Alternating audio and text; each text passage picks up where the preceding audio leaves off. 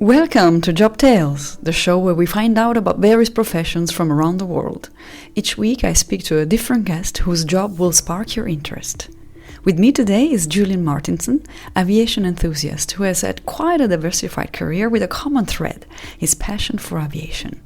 Julien, welcome to Job Tales. Today you are an aviation author, career coach and speaker. Can you tell me how you started in the industry? Well, I started with Air Transat as a flight attendant, and this was just before the September 11th, the attacks on the Twin Towers. Mm-hmm. And I always loved aviation and flying, and my passion was to be in the air. I was actually able to make my career dream come true, and I did that for 5 years, and I enjoyed it very much. The jet setting lifestyle and the passengers and making the onboard announcements. And then I relocated to Ontario, knowing that in Ontario, Canada, we have the biggest airport in Canada, which is Toronto Pearson Airport, as well as aviation and aerospace is the third largest industry after two others. And so I wanted to pursue my career here. And I was fortunate to get into several roles at the airport, including groundside security operations, airside security operations, as well as terminal customer service. And so I was exposed to all areas of the airport. I wanted to gain more knowledge about the aviation industry, and therefore I studied at Georgian College in Barrie, Ontario, aviation management. And Okay. when I got into the classroom, the instructor had a big 767 on the board on the projector, and I got goosebumps. I was like, well, this is the class for me, airline management. And I really enjoyed studying the theory of airline management and airport operations, airport management, So when you international say, airline management, so what do you mean exactly? airline management. So this is how airlines manage their fleet management, flight path, as well as how airlines calculate inventory, which is done through passenger seat miles. So once you Mm-hmm. establish inventory, you're able to establish what your loads are. So how many passengers travel how many kilometers on a given airplane per day, per week, and per month. And then from that number, you can figure out what your shortfall is. And from that number, you can figure out what your variable and fixed costs are related to your operation. And once you figure that out, then you can ask other questions like how do you increase profitability, and are your flights profitable? How do you increase your loads? Those kinds of questions I come see. up in airline management and airport management. You have one of the biggest restrictions that airports face is runway capacity. So how do you increase runway capacity through time-based landings versus distance-based landings? And then you can once you can increase your capacity at Toronto Pearson, for example, they may eliminate the smaller aircraft in favor of larger aircraft because they bring in more More passengers. passengers, right? Yeah, and so it's then managing passenger flow, and airlines typically operate through a bank of flights. So that means that passengers prefer short connections, meaning a connection between an hour and a half. And so Mm. typically you'll have, let's say Air Canada operates like this, but Lufthansa and British Airways the same. They may have 30 to 50 flights that arrive within the same hour and a half, and passengers simply disembark on one flight and embark on those international long haul flights. And so this is called a bank of flights. So what this means for the airport is that they'll constantly fighting the ebbs and flows of the passenger flow within the airport. And so you'll have times when you have lots of passengers, and then 2 hours later it's quiet again, and then an Mm. hour later it peaks again, and then it dives down again. And so this creates challenges for the operation, and we look at different income streams. And then we studied aviation economics. So that's the difference between legacy airlines, that being British Airways, Air France, the airlines that have been around for a long time, versus the low cost carriers and how they structure their income streams and how airports generate money. So there are various income streams. They have single till or dual till accounting principles, and so there are pros and cons for each one. And then I decided to continue my studies with a master's in aviation management at Griffith University in Brisbane, Australia. And I recently finished my studies, and I'm very pleased. And I was able to do a thesis on my favorite subject matter, which is global pilot supply and demand. And so Mm. I'm very privileged to be able to identify my passion and to be able to study it on an academic level and find that support through academics, both at the undergraduate and at the graduate level. So, when you do aviation management, you're basically preparing yourself to be either on the airline side or airport side. Is that right? Well, this is correct. There are other fringe organizations like IATA and ICAO that manage the global airline and airport operations from from a global perspective. So these types of courses would also help with in those types of organizations as well. But yes, you are Mm. correct. It's for airline and airport business operations. Yeah, okay.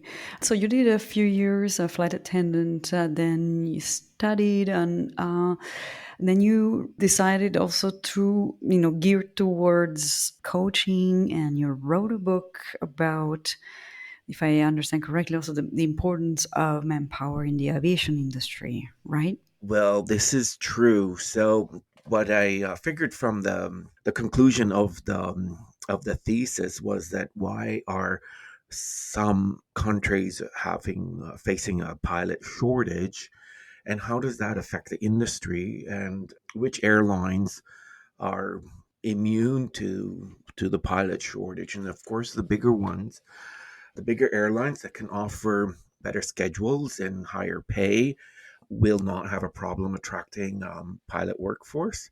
However, it's the medium to small airlines that will feel the pinch in a stronger way. And who's going to suffer? Well, it's going to be the consumers, the passengers, because if the airlines do not have the manpower to fly the airplanes, they just simply cut the flights. And so instead of having service from Saskatoon to Cancun, there may be only one flight or zero flights, and so people cannot get to where they want to go. And typically, it'll be probably low cost carriers that are going to feel the pinch in this area. And not all regions of the world face the same growth.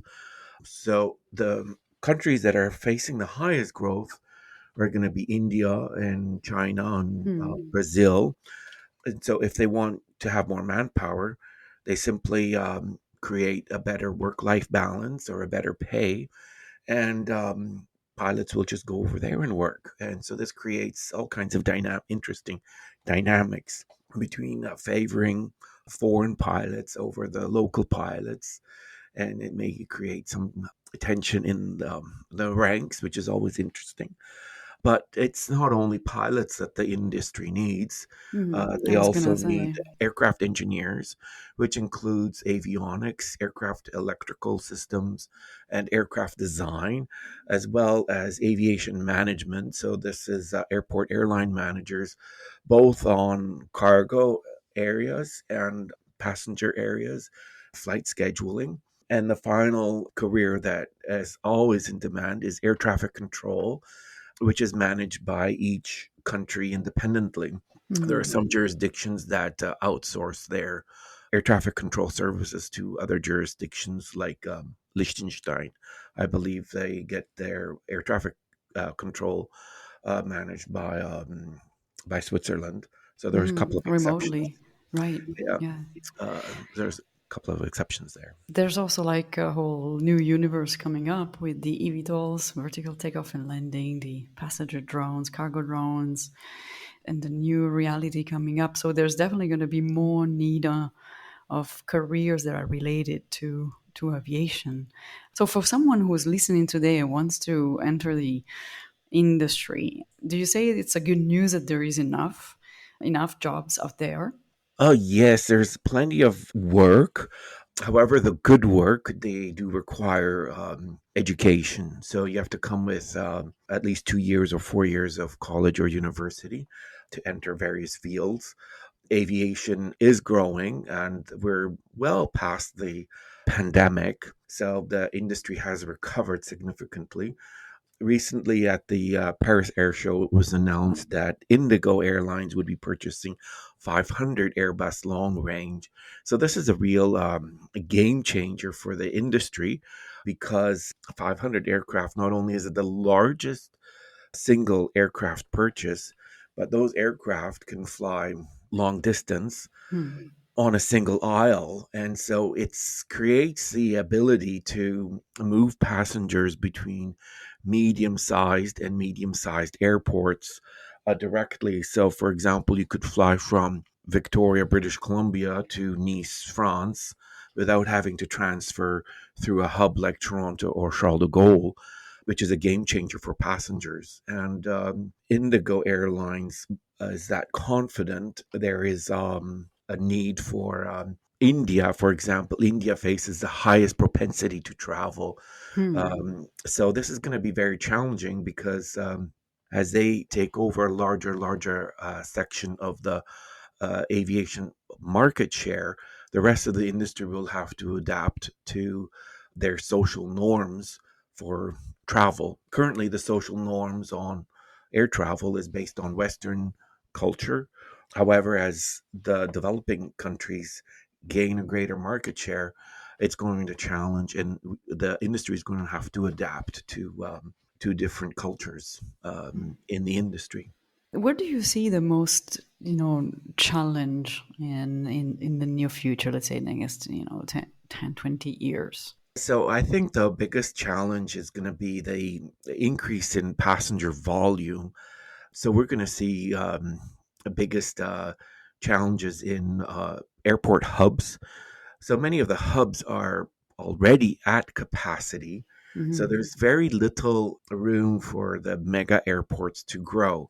So the big airports, that being Chicago, London Heathrow, Paris Charles de Gaulle, and Toronto, they're already operating at 90% plus capacity. So there's very little room for those big hubs to even grow. So where are we going to actually see the doubling of the passenger volume? So you'll see that the passenger volume does double in the next 15 to 20 years.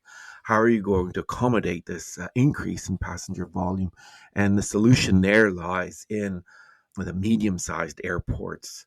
So those airports are going to see a larger increase in passenger volume, and you'll see that they're going to get their own airport image or airport concept.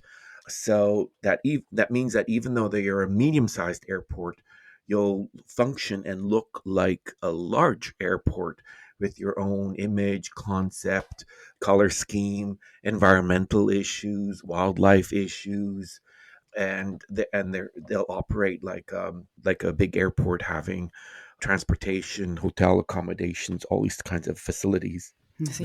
that you're used to at big hubs. I'm thinking about you as a coach. Now, do you have customers, let's say young, maybe young or not young, aviation professionals? And if you do, can you tell me a bit more, like what is the coaching about, and how do you help them figure out their career? So this is a very good question, and I thank you so much for asking this. So I believe that the coaching is it goes a little bit deeper than the superficial questions. Well, what do you want to do?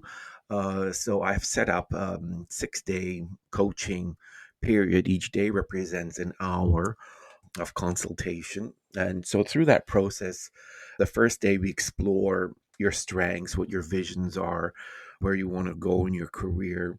So keep in mind that if you're choosing a career, you must build it on your strength or on your passion. a Hmm. weakness never becomes a strength, no matter how you work at it. So I see. if you don't like piano and you're not It's a good musical, point. and Yeah. you're not, just don't join the symphony, because you'll always Right. be struggling in that area. And then the second day, we go into identifying the barriers to achieve those goals, whether it's information, a job placement, or finances, and we look at the options to explore those barriers. And then in the latter days of the program, we look at career options and education available. So, fortunately, with aviation, there are plenty of programs available globally. It's just a matter of defining the nuance of your career trajectory, if I may say. So, there are some programs that specialize in aircraft design and management, and so they'll study the design and the aerodynamic features of an aircraft. So that's aircraft engineering. There are other courses for air traffic control, space management. So those courses are available in the United States and in Canada and around the world, and that's for to become an air traffic controller. And then there's aviation management. There's numerous programs available at the undergraduate and at the master's level. And then finally, there's a pilot, which is always a tricky one, because you'd have to go to a private pilot school to obtain your pilot license. And it's a quite an expensive investment, but I Right. think it's a career that is very rewarding if you enjoy travel and if you like something that's non conventional, like working in the office. Um, Hmm. but pilot is a very fascinating career as well, and Yeah. not to overlook the other career options in aircraft design and manufacturing. So while it's often overlooked by parents, aircraft manufacturing involves the creation of die casting aircraft parts, so creating the molds for parts of the fuselage, inside, outside, inspections of the integrity of the aircraft frame. And there's been a lot of evolution in that field as well. As you know, aircraft were first designed by wood and canvas and then evolved to steel, which is very heavy. But Hmm. now it's all carbon fiber composite materials. So this makes the aircraft more lightweight and increases the performance of the aircraft as well, which is a very interesting career for aircraft manufacturing, and lots of courses available. And coming out of a program, students can earn up to $80,000 in their first year, which Hmm. is quite decent compensation for To uh, start. Yeah. exactly to start your career. And when you compare to other occupations, however, you have to, like robotics, and it's very progressive, and the industry is evolving a lot with drones, particularly drones that have adjustable wing design. So they start off with vertical takeoff, and then they can propel forward like an aircraft because the wings Mm. actually adjust. And so this allows for vertical takeoff, and then in long distance flying with a drone, which is ideal for emergency supplies and medication, last mile in the delivery of products and emergency equipment, and so forth. And so it eliminates the need for a runway, even if it's a small one. You could have a mobile pharmacy, put these on the top of their truck or van or cargo van, and load it up with medication or blood supply for an emergency situation. You launch the drone and it flies a couple of kilometers or a mile to the point, and with QR pads or GPS, the drone is able to park itself, deliver the item, and come back.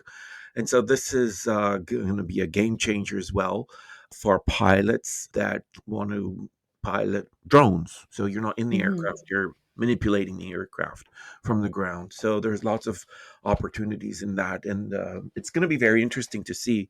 all the applications that can be done with this type of with drones in the next 5 to 10 years, Yeah, for because sure. it's a big game changer as well for the industry and the With different application. also propulsion options that are being developed, from the electric to hydrogen, no hybrid, and so forth, and SAF, sustainable aviation fuel. This is correct. So keep in mind that one of the big drivers in the aviation industry is one, the composite materials of aircraft that are now lighter weight. Therefore, to fly the same distance now is cheaper than it was 20 years ago. In addition, we have the elimination of a lot of travel policy and documentation has been eliminated as it was before. So whereas before you may require visas to enter certain countries, that type of documentation has been eliminated, and so therefore it's easier to travel to certain countries because there's less documentation required. The industry has reached a critical mass, and so therefore the price per mile that people pay are is more economic now than it was in history before. And so for these reasons and a few others, the industry is going to become more accessible to a larger population.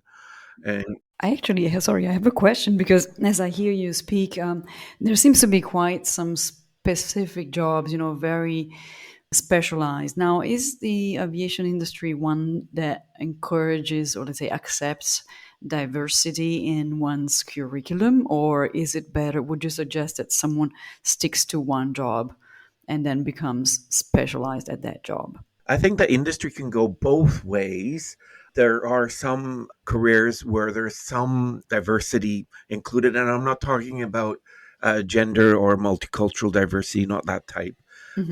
but diversity in your exposure. However, for those careers such as aircraft safety and policy, what they're looking for is safety and policy related to aviation, and so they're going to look for academic and job experience in those roles, which is also very critical as well. We didn't talk about aviation safety very much as a career Hmm. option, but that is also a very significant one because as you get more people and more aircraft and more movements in a tighter space, the risk of having incursions is greater, and then you need to avoid those incursions through operation protocols and safety management systems. Hmm. So then, to conclude, if you were to give an advice to the young people listening today, what would be like a good place to start looking at the different options in aviation careers? Well, I think that the first starting point is choosing a career is like choosing an outfit for a dinner party. You have to be very introspective and look deep inside yourself and find what your true passions are and what your interests are. And for some people, this is evident, and for others, it could be a little bit more challenging, like as it was in my case because of poor guidance, or you're interested in multiple aspects and then didn't know how to bring it all together. Like in Mm. my case, I liked business, I liked languages, and then I like travel. And I was like, where can you put it all together? Oh, and then I thought, well, aviation management then does make sense because it's about business management and it still allows me the opportunity for to express myself linguistically, And to and travel. and I get to travel as well. So it made sense for me to study aviation management. And when I was young, I didn't take the lawnmower apart, so I don't think I'd be good at taking airplanes apart. So aircraft engineering may not be my forte. For pilots, the best time to study a pilot is when you're young. So, believe it or not, you can learn to fly a plane before you can drive a car. Right. You can start as early as 15 or even 14, 15, 16. But you can start your pilot lessons in your teenage years Mhm. and get a head start on that. The danger is that as you age into your 20s and 30s, in order to accumulate the necessary hours and to get the full leverage out of your career, that window closes as the years progress. So I highly encourage young people to consider a career as a commercial pilot, and that can be also include ice pilots and bush pilots and helicopter pilots, ambulance pilots, commercial pilots, as well as corporate pilots. So there's pilots of every variety that you can think of, and plenty of them. Awesome. And unfortunately, our time is up. And on that note, I'd like to thank you for giving this nice panorama about the aviation opportunities. And I wish you all the best with your book and with your coaching. Thank you very much. It was a pleasure to be invited on your podcast. It was truly an honor for me. That was Julien Martinson, aviation author, speaker, and career coach. You will find more episodes on Spotify, YouTube, and Apple Podcast, as well as any of your favorite players. If you have a guest to recommend, please write me to jobtalespodcast@gmail.com. See you next week for a new episode of Job Tales.